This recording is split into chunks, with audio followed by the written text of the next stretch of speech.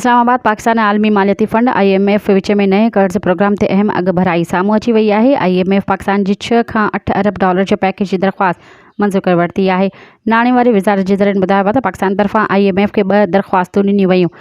Extended fund facility जी दरख़्वास्त मंज़ूर थी। मौसमियाती तब्दीलियुनि जे नुक़सान जी फंडिंग जी दरख़्वास्त ते IMF ते गौर कंदो। ज़रिए चयो आहे त मौसमियाती तब्दीलियुनि जे नुक़साननि जे अज़ाले लाइ बि इज़ाफ़ी 1.2 अरब डॉलर फंड प्रोग्राम जी कोशिश कई पई वञे।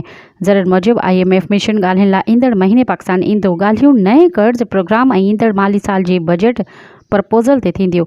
ज़रिए ॿुधायो आहे त मिशन नए कर्ज़ प्रोग्राम में ईंदड़ माली साल जी बजट जी तयारी में मुआइशी टीम सां कमु कंदो।